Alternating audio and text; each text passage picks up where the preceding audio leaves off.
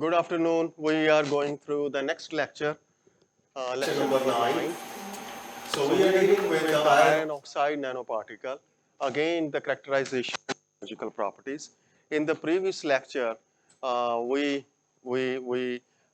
understood that how we can apply the synthetic synthetic reactions in order to produce water soluble and surface active magnetic nanoparticle. Uh, Now we will try to understand that we can go ahead with some of more characteristic properties of these iron oxide nanoparticles along with the biological applications. So I showed this slide, and this was basically for the synthesis of the iron oxide surface active nanoparticles. I told you that if we are going to use the Gemini surfactant over here, and we can produce the surface active magnetic nanoparticles. Try to understand the application of this surface active magnetic nanoparticle for the purification of contaminated water. Now we will go ahead with applications. This was in all the why I am repeating this slide. The reason is that in all the applications, whether we are using the surface active magnetic nanoparticles or the water soluble magnetic particles, the size of the magnetic nanoparticle is around 20 to 25 or 30 nanometer. And the applications which I am going to show you, whether those applications belong to the water soluble magnetic nanoparticle or the surface active magnetic nanoparticle, all applications are being carried out by the similar kind of shape and size of the iron oxide nanoparticles. Now, since they are highly susceptible to the magnetic field, as I told you in my previous lecture that the main advantage of the surface active magnetic nanoparticle is that when we are replacing or extracting the nanometallic pollutants from the contaminated water, we do not need the filtration process or the centrifugation process, because the nanoparticles, these nanoparticles, they have very strong affinity to be attracted by the external magnetic field. So I mean to say that if you are going to bring the external magnet close to the container, all the magnetic nanoparticles which are carrying the pollutants now, so the complexed nanoparticle, which is the combination of iron oxide nanoparticle as well as the pollutant, everything can be extracted simply by placing the magnet to the side of the container. So I'm going through some of the tentative information related to the magnetic field or the magnetic field generated and why these iron oxide nanoparticles are susceptible to the external magnetic field. So we will go through some of the preliminary characteristic properties as well as the crystal structure. Since the magnetic nanoparticles, whether they are water soluble or they are surface active, the composition of iron oxide is Fe3O4. So we'll try to understand that under what circumstances we are going to have this composition of the iron oxide in magnetic nanoparticles. Since the purpose of this lecture is not to go ahead with in-depth analysis of the magnetic properties, because that is not the purpose.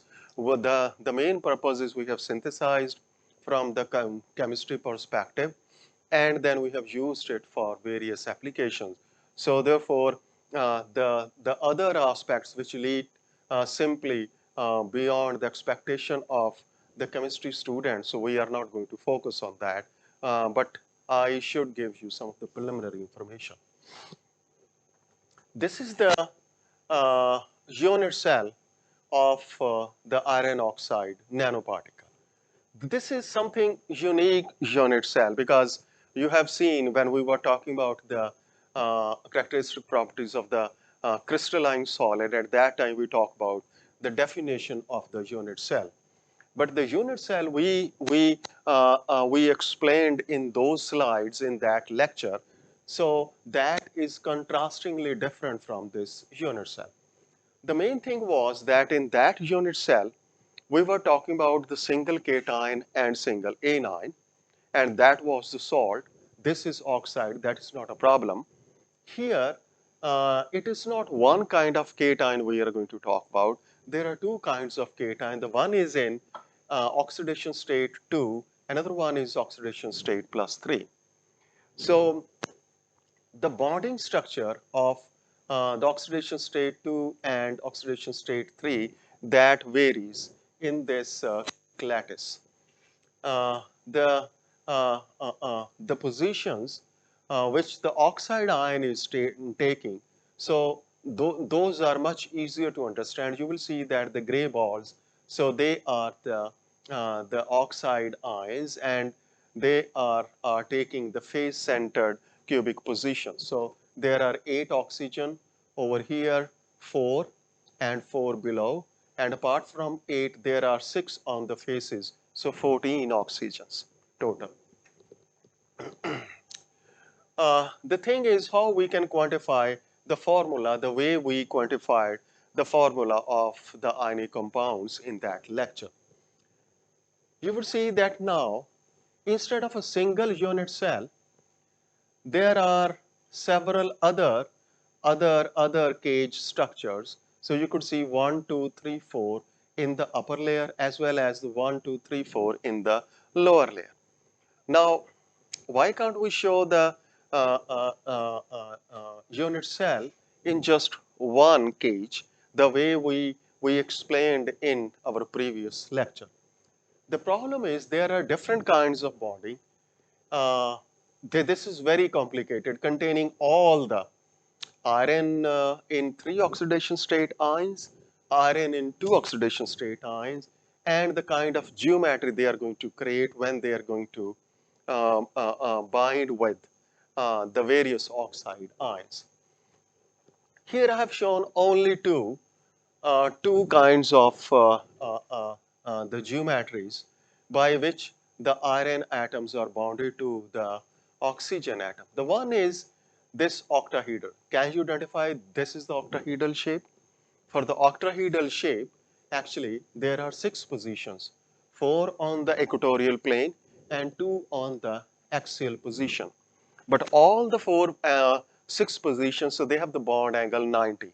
It's a uniform bond angle, and therefore this is octahedral arrangement between the iron and the oxide ions. So here there is a clear depiction that which iron ion is undergoing the octahedral kind of arrangement, and the which one is going to tetrahedral kind of. This one is tetrahedral.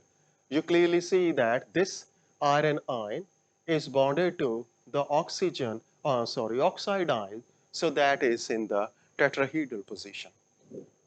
Suppose if I do not show the octahedral or the tetrahedral position, and simply if we have to focus on the size of the species or the ions, those are present in the unit structure.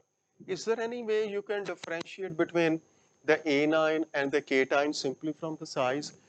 In other words, if somebody asks you why the oxide ions having the bigger size in comparison to Fe3 ion or the Fe2 ions. You see, is there any particular reason why we have kept the size of the cation smaller than that of the anion, or simply it's a drawing?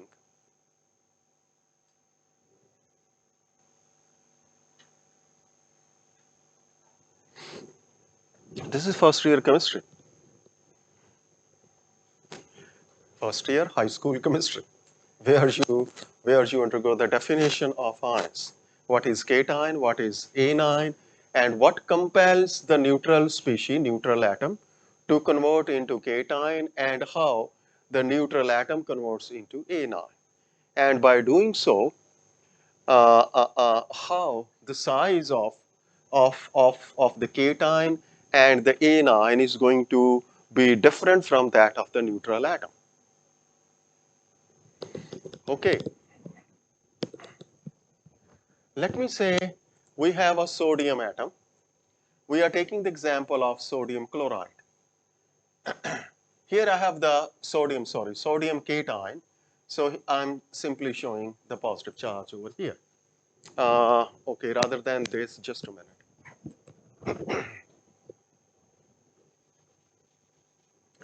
So what is the atomic number for the sodium? I think it's 11. How much? 11, correct, okay. So it means that there are 6 protons and 6 neutrons.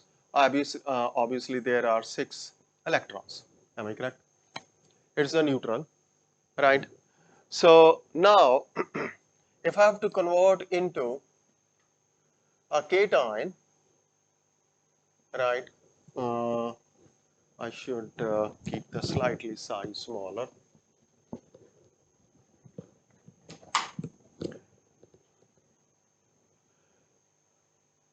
No, 11.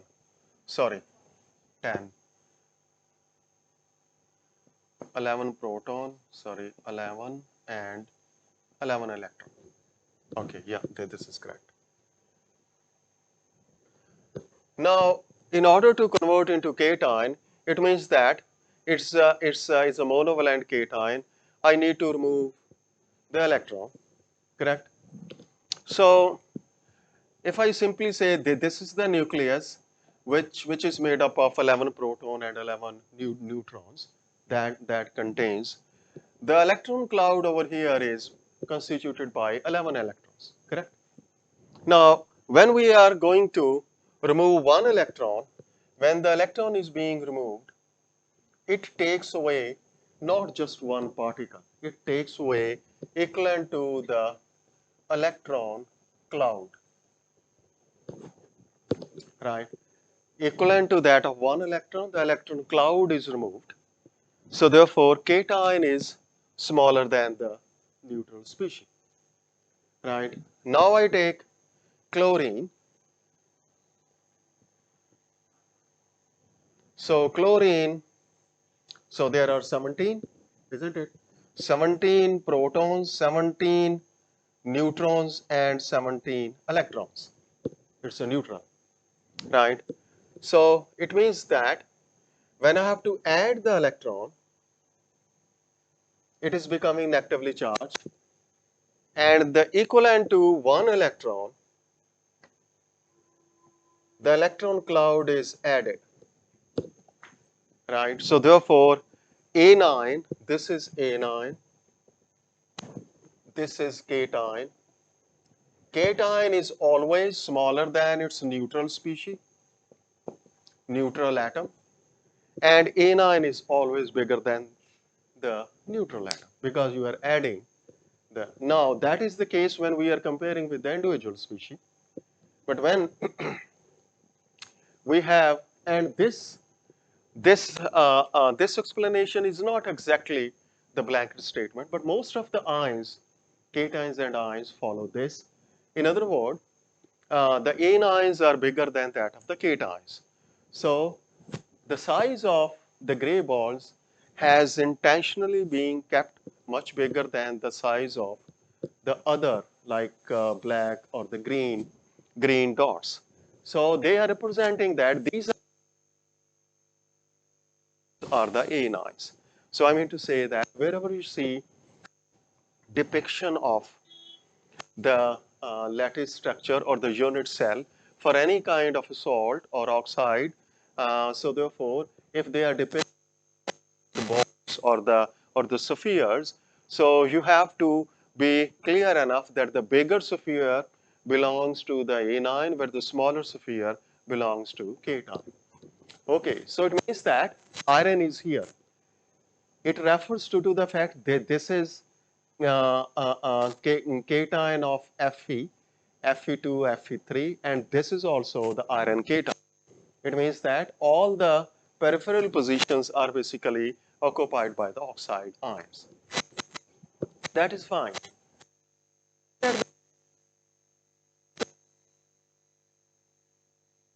Made up of 8 subcages.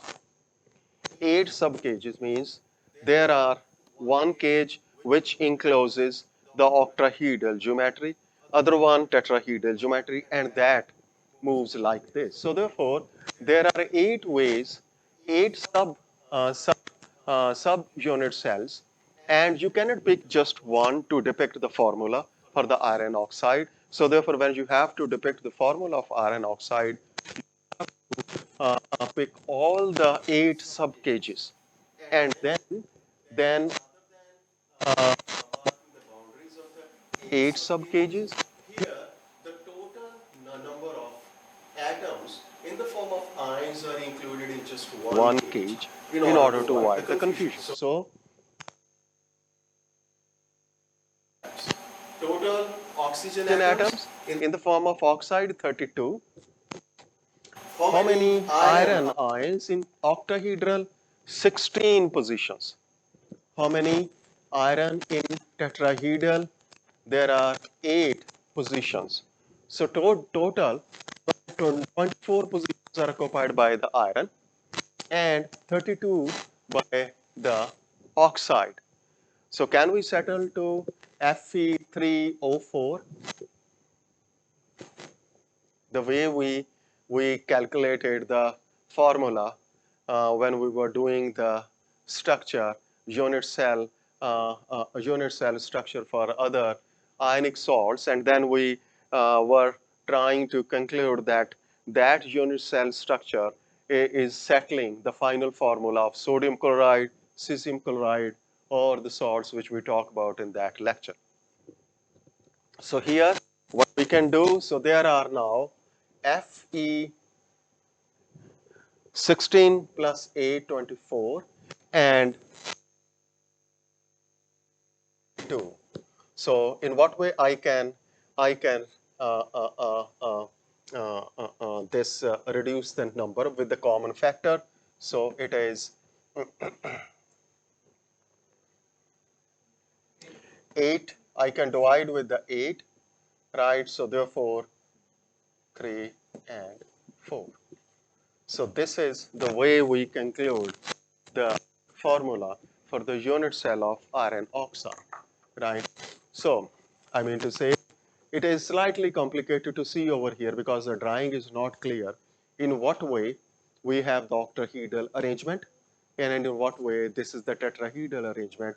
So it means that these interstitial spaces are in fact occupied by the iron ions in the oxidation state 3 and 2.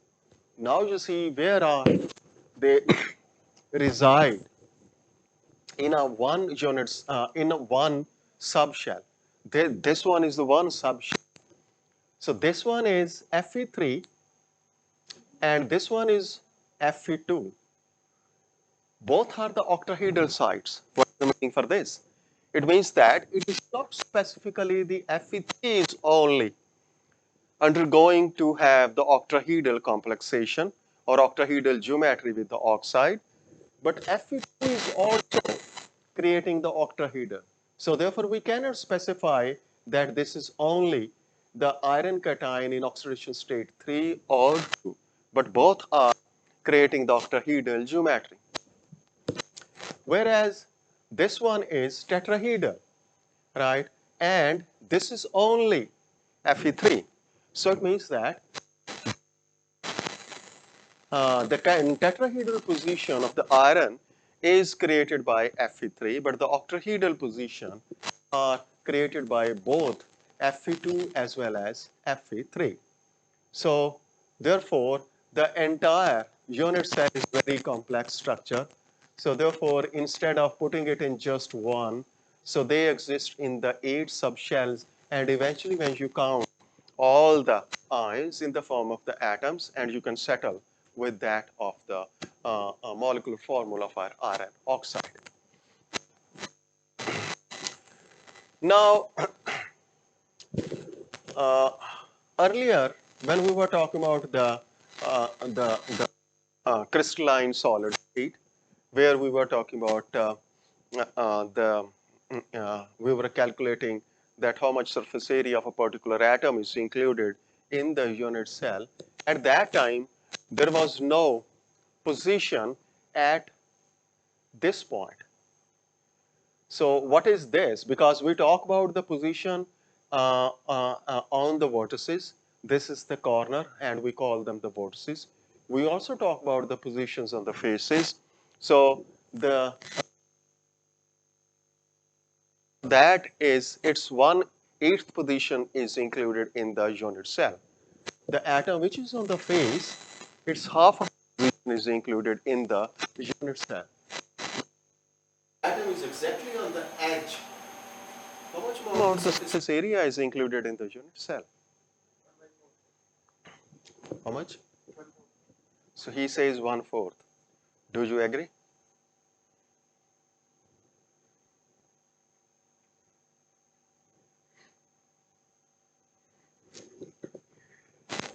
This is a cube here, and it means that it is shared by. Yeah, basically he is correct. But I am just figuring out that is there any way we can put yeah. So there is one cube, the one this is shown over here. Right. I can place another cube over here, and then the same layer above it. Correct. Put any more cube which can be shared by this. Am I correct? So therefore it is 1/4 only. So therefore you have to keep in your mind, you're going to get a question anywhere in the exam where these are the main three positions: vertex, face, and the edge. So therefore you should keep in your mind that our surface area can be included when the atom is placed at the vertex or at the face or at the edge. Otherwise, the atom, this one is included inside, this one is included inside, there is no issue with that. Okay, so this of the unit cell, the story is slightly complicated. I just wanted to give the detailed picture so that whatsoever we have defined in the fundamental sense of the solid state geometry, so that we should conclude the formula of the iron oxide particle by whatsoever we have understood in the previous lecture. Going ahead now. Now we are dealing with the magnetic property. This was the crystal structure. Okay. Now we are going ahead with the magnetic properties. Though uh, uh, Dr. Rajiv has already explained everything in detail regarding the magnetic properties, but I am going to give you the sense that why iron oxide is susceptible to external magnet in terms of the dipole moment. This is the top view over here. Here, this color belongs to iron 2 plus oxidation state. This one iron 3 oxidation state. This one is also iron 3 oxidation state, octahedral and tetrahedral, and this is oxide. See above. This color is Fe2 plus and this yellow color is Fe3 plus. You see their dipole moment are exactly opposite to one another. So it means that it is the same way. If we are going to have the magnet with the north and the south pole, one magnet over here, there is another magnet over there, right? If I am having the north and the south, and again south and the north, then the same pole are going to repel the magnet. So I cannot have the magnetic susceptibility, right? The magnetic susceptibility means that the dipoles, magnetic dipole, must align to the external magnetic field. So hence in this way, the substance is going to be susceptible to the external magnet and will respond to the external magnetic field. So it means that the magnetic moment, magnetic dipole moment, that is contributed by these two positions, octahedral, octahedral this one, Fe2, and the tetrahedral Fe3 yellow, they are cancelled with each other. And what is remained? You see the green one. that remained. So it means that the magnetic susceptibility for the iron oxide is essentially contributed by iron in oxidation 3, which is in the tetrahedral configuration. So it is shown over here. So there are how many? Octahedral, there are 8 lattice sites for the iron 3 plus. Tetrahedral, so there are 8. You see that with the opposite one, the effect of this one is cancelled by opposite magnetic moment of the other one. But this one survives. So it means that here is a complete cancellation. So whatsoever the magnetic field or magnetic susceptibility, which you see in terms of the superparamagnetism, Dr. Rajiv explained. So that is being originated by the iron in the oxidation state 2 plus. Okay. So this is simply the basic structure. We are not going ahead. This much information is sufficient in order to understand that what is the origin of the magnetic susceptibility in iron oxide, Fe3O plus magnetic nanoparticles.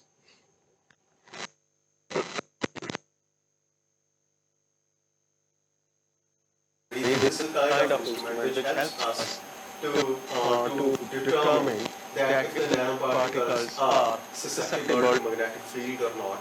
simply what we do, it is the same thing which Dr. Rajiv explained.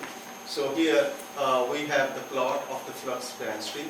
It's the field and flux density generated inside and of the magnetic field, and we are going to vary with that of the magnetic field strength. You see that initially we are going to simply apply the field strength at a minimum magnitude, the dipole magnetic randomly. But when we keep on increasing, aligned to that the magnetic field, and eventually, so by increasing further magnetic field strength, their alignment is simply positions, and no more change is happening. That is the supersaturation. This particular curve, which is known as hysteresis curve. So this hysteresis curve is typical kind of a curve for the iron oxide nanoparticles whose size is very, very low. A very small size, they show an extraordinary effect of super paramagnetism, the one Dr. Rajiv explained, and so therefore I'm not going to repeat that, but I have no more information than Dr. Rajiv, whatsoever Dr. Rajiv explained, right? So this is, somebody asked you that how can we determine a particular sample is susceptible to the magnetic field? No doubt, qualitatively, you can simply place the external magnet and see if the nanoparticles are attracted to that. That is the best way of qualitative information which you are going to get. Quantitatively, you have to perform this experiment to calculate the parameters. So, these parameters, in fact, explain the complete information about the magnetic properties. Okay, so important which we want to specify iron oxide nanoparticle, that is a rust, exist in two forms, magnetite and hematite. The magnetite is the one which we talk about over here, Fe3O4. In fact, it's the combination of Fe3O, iron oxide, and Fe2O3. So these two kinds of iron oxide, when they combine, so the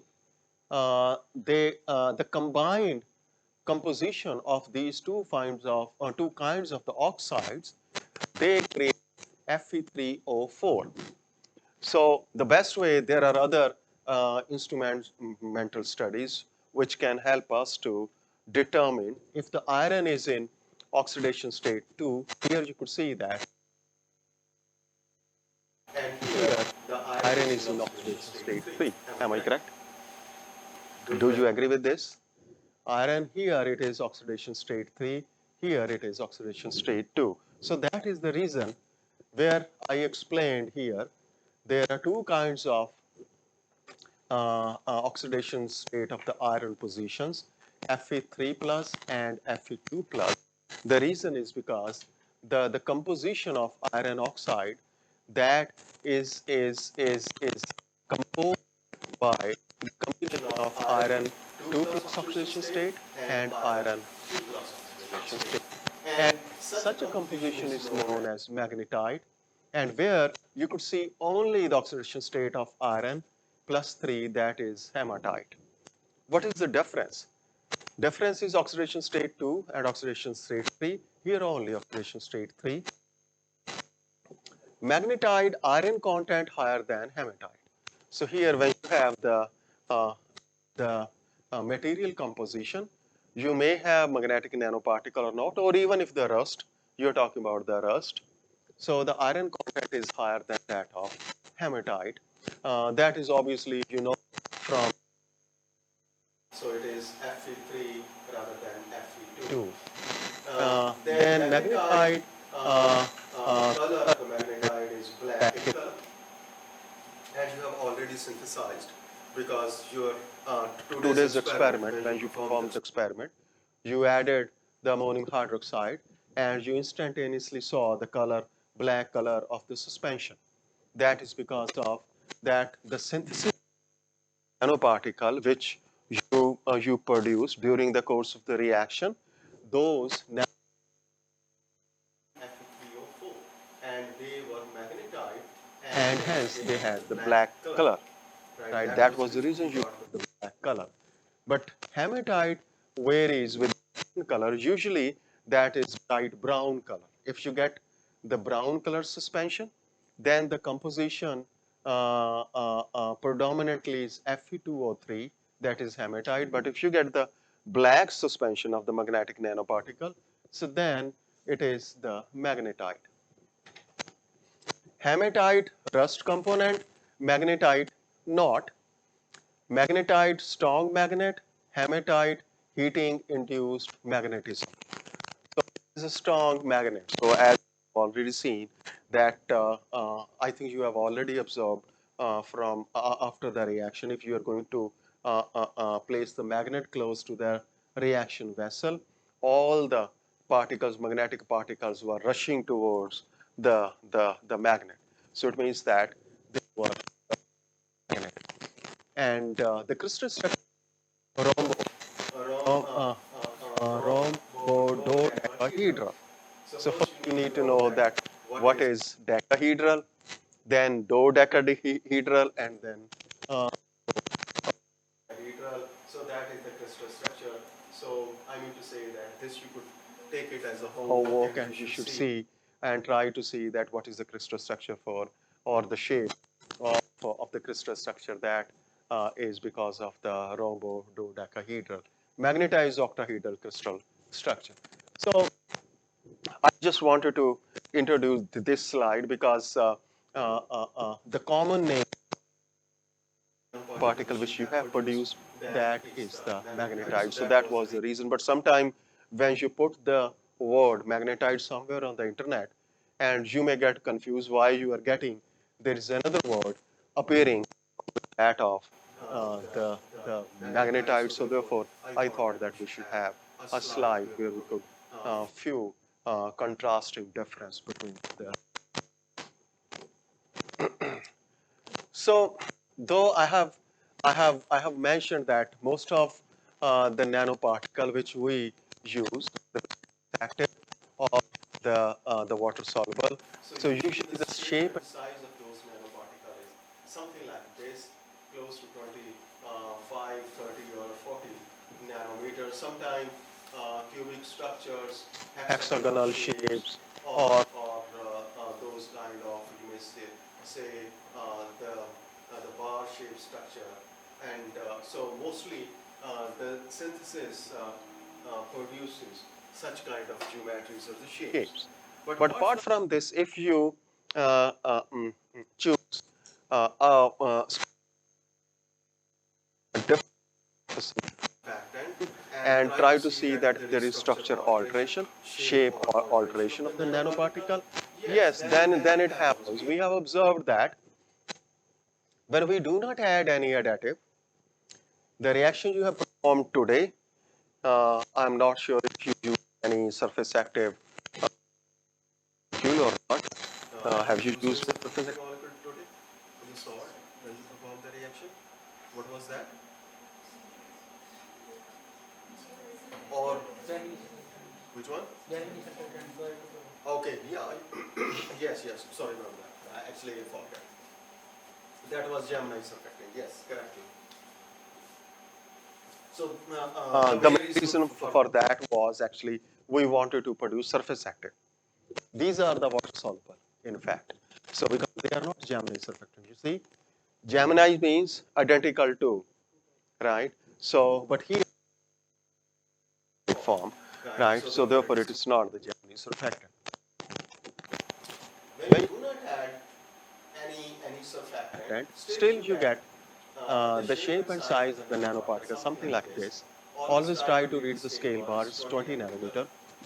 This one is 50 nanometer when you are using this sugar derivated surfactant, right? So the shape is not much different. But you will be surprised to see when you are going to see there is the concentration of sodium dodecysulfate 1, 2, 3, 4, 5, 6, 7, 8, 9, 10, 11, 12. Correct. C12 means dodecyl. When you are choosing this kind of a surfactant, it is not the principal amount which you are going to get, but this is also a small amount of the rods produced. You see, they are all rods of iron oxide, right? Though we have not used them because for the time being we are using only the particles like this, small particles, and suppose if you ask me that can't we use the rods for the purification of water, I would say that the greater surface area is provided by the or faceted particles like this, small particles in comparison to very big long rods. So you see the 200 nanometer scale, right here 20 nanometer, 50 nanometer. This much length is to 200 in the nanometer. If you want to see the length of this nanorod, we call it nanorod because still it is in the nanometer region. So it should be around 200, 400, close to 500 nanometer. 500 nanometer is the length of the nanorod. So for the surface active nanoparticle, though we have not seen the production of nanorods, but for STS also at certain concentration produces the surface active magnetic nanoparticle. STS, but at those concentrations, we have now never seen the synthesis of rods. But if you alter the concentration at some point, you will see the rods. Likewise, this is 1, 2, 3, 4, 5, 6, 7, 8, 9, 10, 11, 12, 13, 14, 15, and 16. What is the name of this one? If the hydrocarbon chain is C16, is it dicyl, dodecyl, tetradecyl, hexadecyl, or octadicyl? So this one is hexadecyl.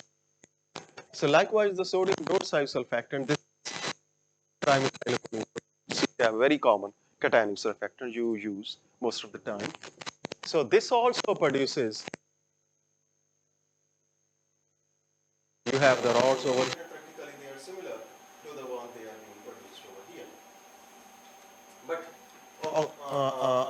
according to experience, very few people in fact are working in this field. It's just a new field. We have initiated this. Probably we are the first group to start this field for the surface active. I'm not showing the iron oxide synthesis. I'm talking about the surface active iron oxide nano. So our publications are the first one, right? And we have created the nanomaterials which are surface active. Otherwise, all nanomaterial publications you would see, they are published and they're all water soluble or suspended in the aqueous phase with stable suspensions. Uh, I'll take few minutes to explain the growth. So how the growth is happening? So so if you if you have a have a something hexagonal shape of the seeding particle, we call it seeding because those nucleating centers which are involved in the further growth during the course of the crystal structure, so their shapes vary.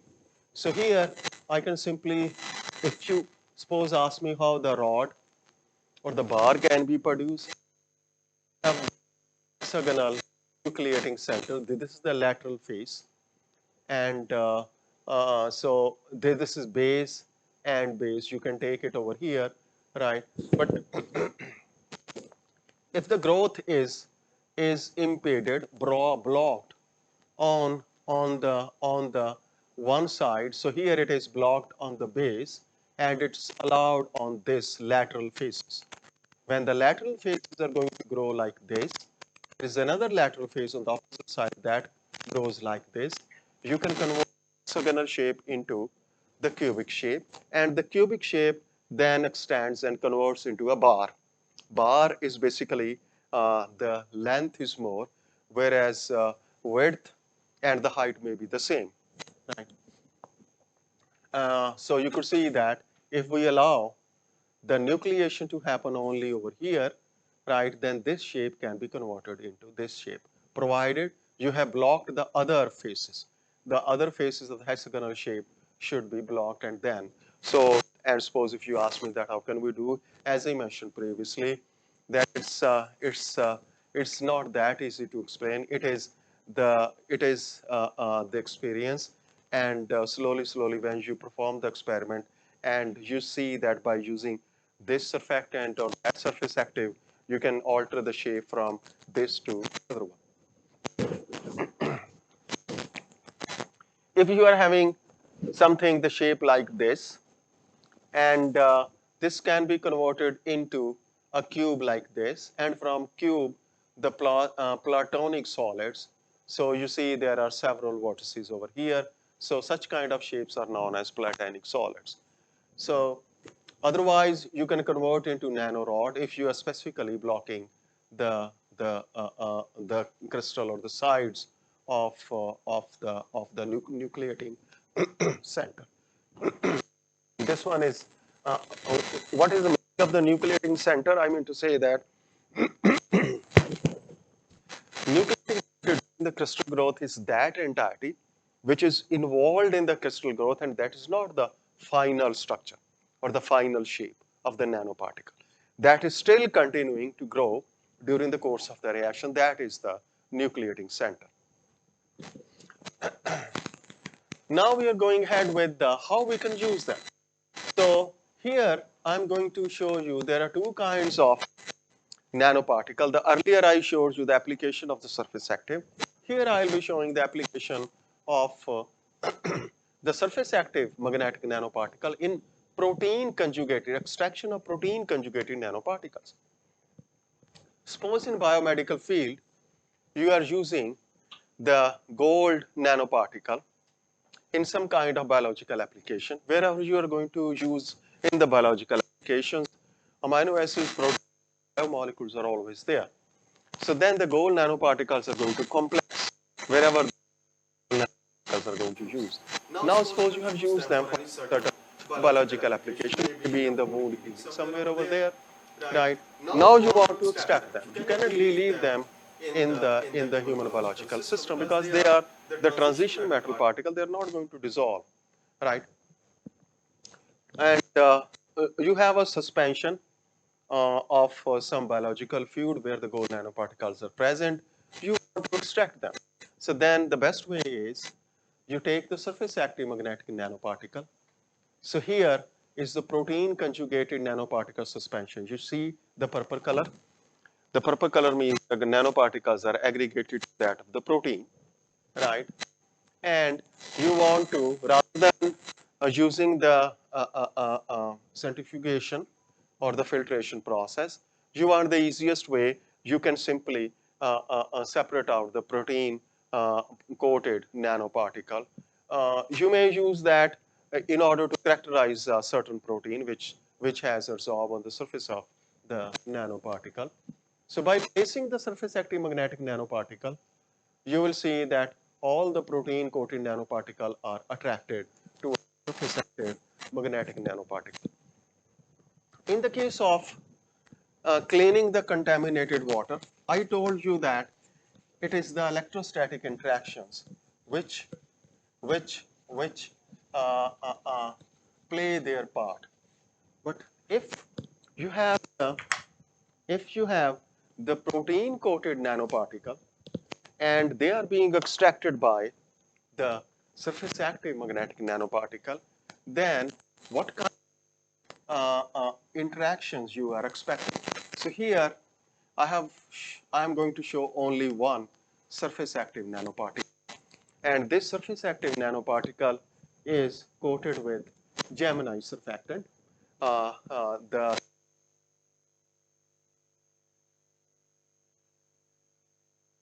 And on the other hand, I have gold nanoparticle.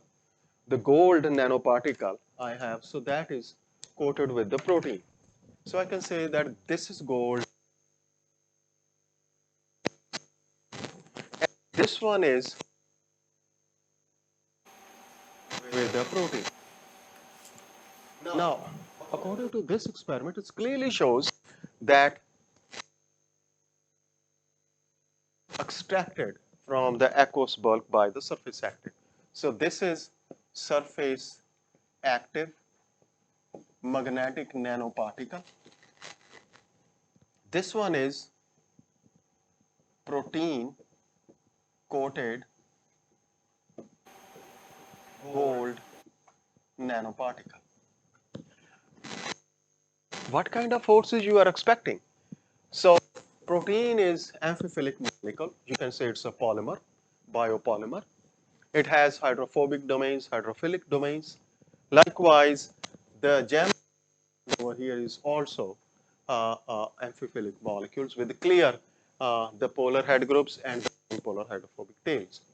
So therefore, what happens when the protein coated nanoparticle is dissolved in water?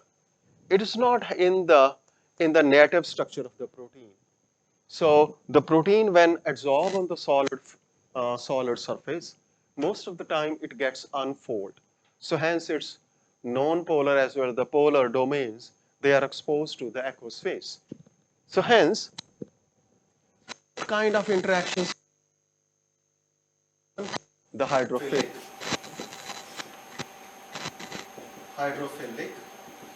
and the hydrophobic. So hydrophobic. Hydrophilic, suppose if I'm saying that this is Gemini surfactant, positively charged, it is going to interact with the predominantly hydrophilic domain. And on the other hand, if I have to show this kind of arrangement, then this will be the hydrophobic domain. So this is hydrophilic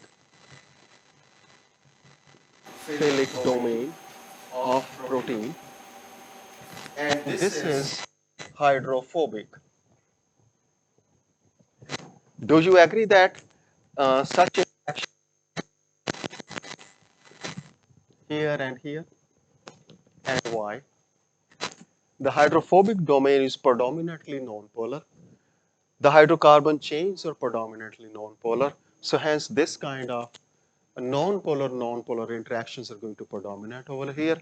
Hydrophilic domains is predominantly polar, and the head group is polar, obviously. So polar-polar interaction, and that is the reason that is extracted. So both kind of interactions, they are in action when we have to extract the protein-coated nanoparticle from any biosuspension. Now, in general words, so there are plenty of biosuspensions when you go to hospital. So the samples are being taken by the analyst and performing the analysis. They are throwing that somewhere over there. And or sometime you are dealing with the unknown biological matter or certain kind of the protein extraction from the plants or anywhere. So that protein extraction, if you're going to put the gold nanoparticle, the protein is going to absorb. And then if you place the magnetic nanoparticle, the gold nanoparticle can be extracted. Place the magnet, remove the sample, and purify it. And then you need to estimate how much amount of the protein is extracted. So simply by using the protein estimation, it's a Bradford method, very common. Everybody uses this method in when you deal with the biological class, right? So that can help you to quantify the amount of the protein which you have extracted. So I'm going to say of opportunities like this, where you can apply this this application of the extraction of biological matter. Next one. So here is it is not only the surface active molecules, but if you want to extract the gold coated protein coated gold nanoparticle, you can also use the water soluble magnetic nanoparticle. So here, water soluble. So the red color particles, they are exactly adsorbed at the interface, so hence they are surface active. Here red color particles embedded in the aqueous phase, they are water soluble. I have already explained the hydrophobic domain. They are in action. If we are using this particular picture, the diagram is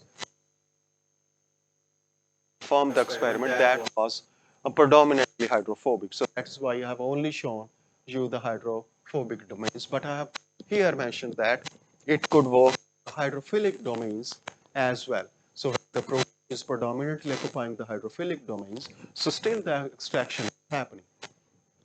And if you are choosing the water soluble with the protein coated gold nanoparticle.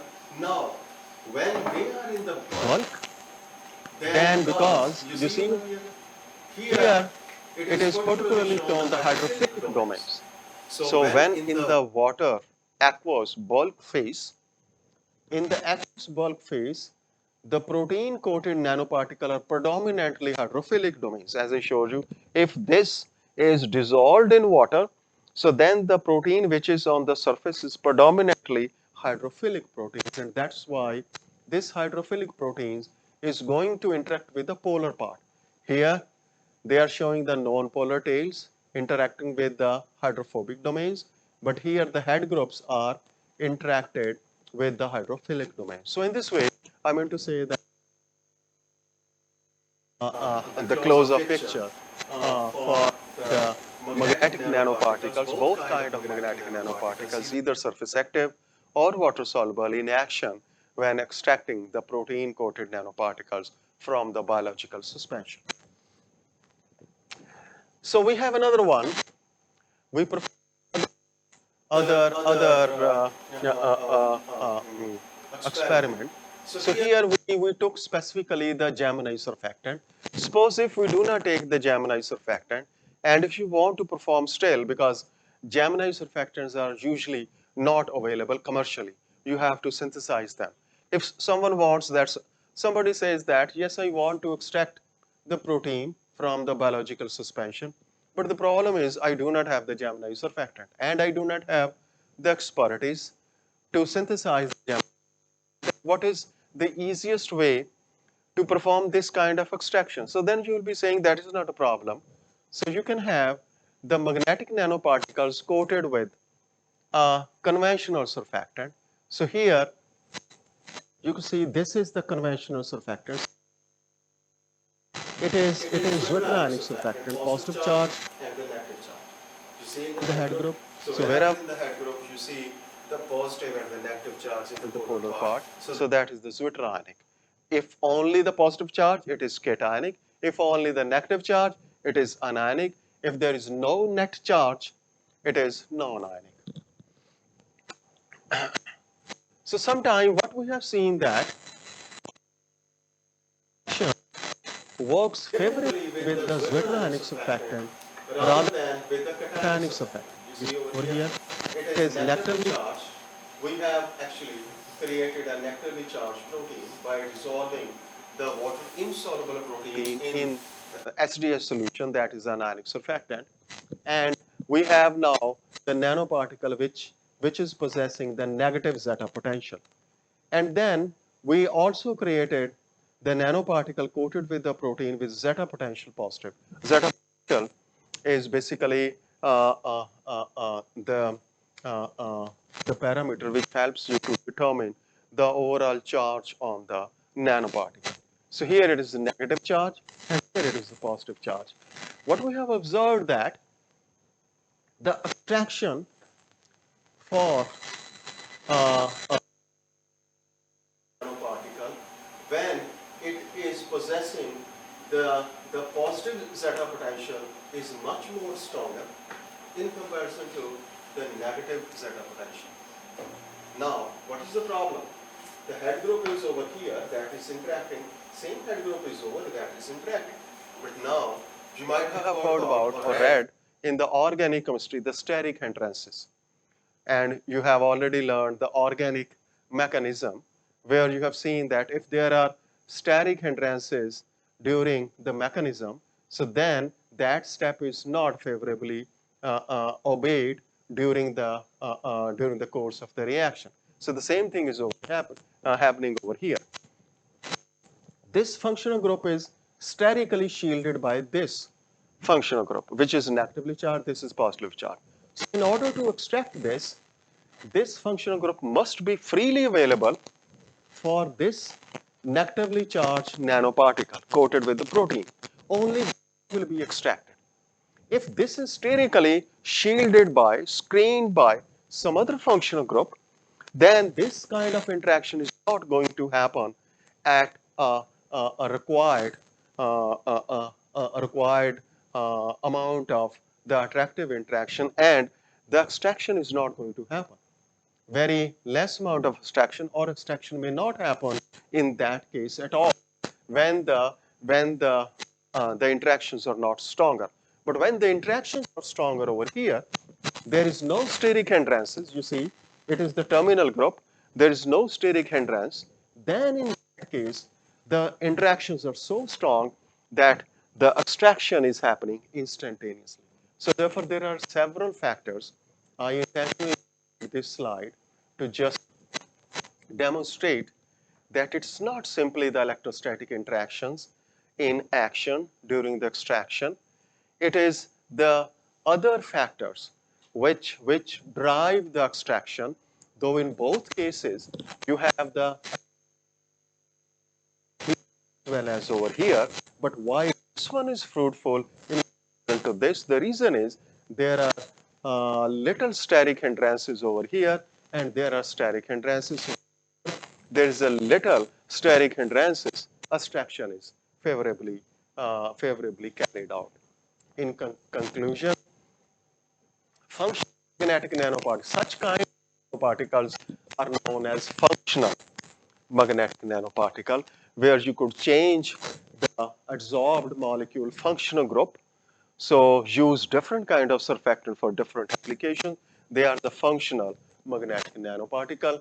Functional magnetic nanoparticle interact selectively with biomolecules, right? So there you may think that the electrostatic interaction must work, but it's not the case. It is the other factors which are going to decide if the extraction is happening or not. That is the meaning of selectivity. Materials can be performed by carefully manipulated with the functional magnetic nanoparticles biomolecules. So I mean to say that whenever whenever you you have have to to, biomolecules are very big. Most of the time, they are the polymeric molecules. So therefore, wherever you have to perform the extraction of the biomolecules for bioapplicability, you have to be very careful that the selectivity is going to induce its effectiveness during the extraction. this is all about regarding this lecture. Hope you enjoyed it. It was slightly complicated, and thank you so much for your attention.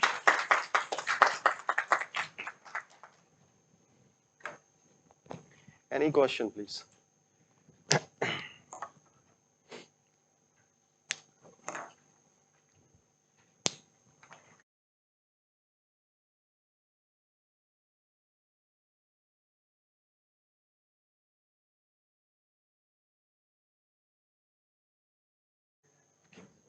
Absolutely, wonderful question. Yes.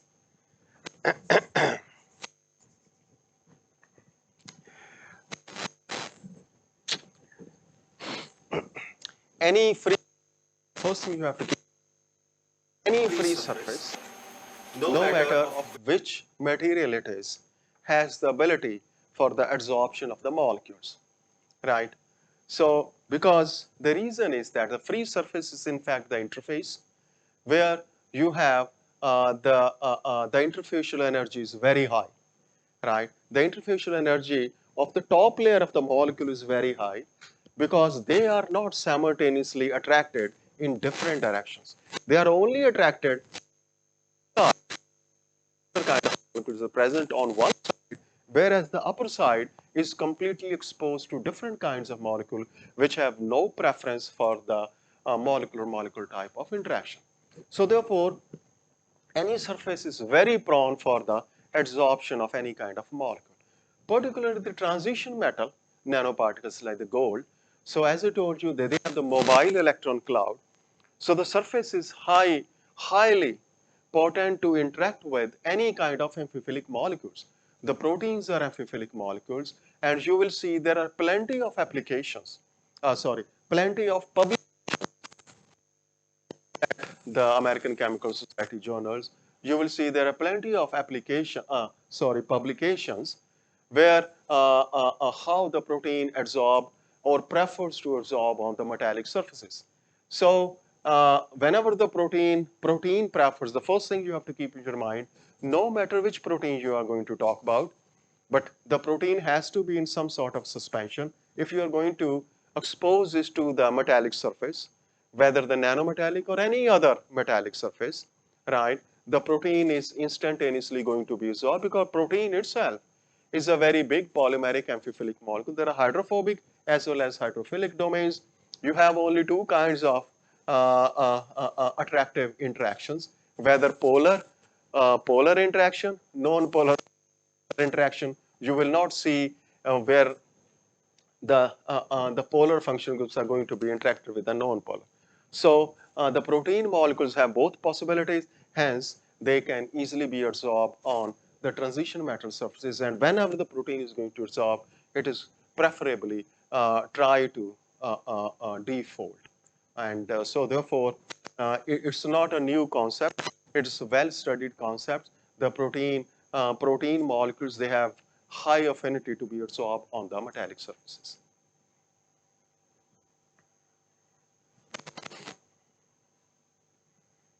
Any other question? Okay, then see you tomorrow. So free lecture tomorrow, very entertaining, very interesting, though according to me, hopefully you will also enjoy. Thank you, see you.